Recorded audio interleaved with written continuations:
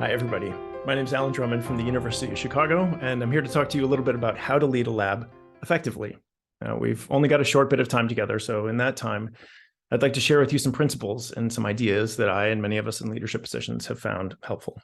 I've been a PI for 16 years, and as you'll hear, I had some rather unusual preparation before that, but I still remember that first year feeling, wow, I'm a PI, and yikes, I'm a PI. When you become a professor, the title comes automatically, right? But the internal change doesn't. And that's because, as you probably already realized, we're all going through a crucial stage of development ourselves at the same time. It's often the first time in our lives when it becomes our primary job to help others do their best work. And it helps to think about overall career development as a set of stages. And there are many ways to slice these, but here's a framework that I found truly useful: the 4 stages model. You begin in stage 1 by learning the ropes. You know, where's the bathroom and all that. Then quickly move to stage 2, contributing independently through deep expertise, which is probably you during your postdoc. And then, here we are now, in stage 3, contributing through others, meaning personally influencing others to guide their work and development. Now, in some cases, folks will even move to stage 4, contributing through vision, developing systems and processes to influence the working lives of people they will never meet. That, by the way, is a topic for another time. Now, you can map more typical title changes like graduate student and postdoc and so on, PI, chair, dean, to these stages where everyone may have elements of their day-to-day that touch each of these, but mostly we're focused at one stage for many years. Now, a few things fall out of this framework. First, skipping stages is rarely a good idea. You basically need to demonstrate mastery of one stage before you move to the next stage. But more importantly for our purposes, you can spend an entire career as an independent contributor with deep expertise. And still, that's not why you're here today. That's not why any of us are here today. The transition to working through others is the toughest transition to make. Now, why is that? It's because almost everything that made you great in stage 2 often gets in the way in the third. And many of us have also not been particularly well prepared for this transition. That's a bit of what today is about. So here's another view of the same idea from Tom Cech, a Nobel Prize winner, former president of HHMI, and coincidentally, one of the most famous people to come out of my high school in Iowa City, Iowa. Now, Tom says, if I had one piece of advice to give, it's that although you have been hired for your scientific skills and research potential, your eventual success will depend heavily on your ability to guide, lead, and empower others to do their best work. Okay, now Tom's famous, but why am I here? As it happens, I used to be a leadership development professional. In 2002, I was an HR director at a software company, spending my time doing training and development. Now, long story short, after 7 years at that company, my HR advice to myself was, Alan, you're in the wrong job. So I started over as a first-year graduate student, worked my way all the way back up, and now I've been a tenured professor at U Chicago for 5 years. And my mentors along this very weird trajectory were 2 amazing people. Jim Abel, my old boss, the VP of HR, who had done leadership in HR at some of the most well-known companies in the world, and Francis Arnold, my PhD advisor, who is in all 3 national academies and won a Nobel Prize a few years ago. These 2 mentors pass on a lot to me, including these incredibly important bits. From Jim, that you develop the person using the project. And from Francis, that our labs have 2 products, science and people. Now, you may be wondering what it's like to come from the world of professional leadership development and enter academia. In a word, surprising? And if I may say so, it's surprising mostly because of how some academics deep down turn out to kind of not believe that there's anything to learn about leadership. There's just, I don't know, style and charisma and whether or not you care about your people truly or not. Academia isn't like industry, so the myth goes, so we have nothing to learn from them. As it happens, I came to academia right about the time another famous group of people who thought they were totally different decided to get to the bottom of things, and so they did a serious set of studies. This was an unbelievably successful, wealthy, up-from-nothing startup called Google.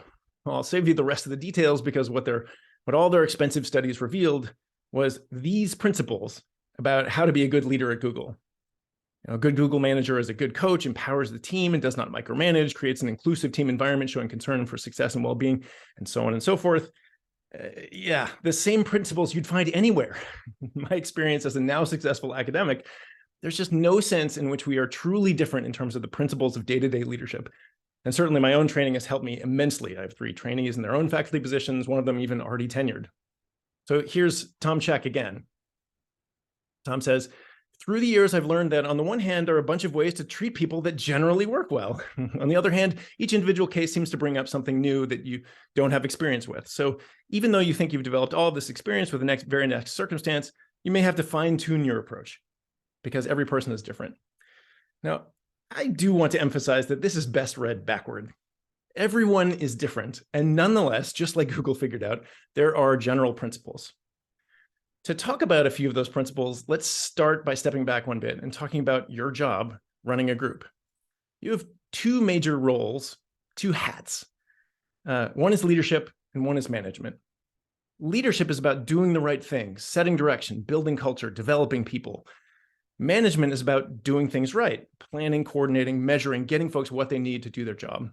And you'll find that your day-to-day is about equal parts leadership and management, and it can be helpful to think about which is the right frame of reference for anything that you're doing. Now, where does this actually matter? It matters on the task that you'll find yourself doing more than almost any other: making decisions. Big ones, little ones.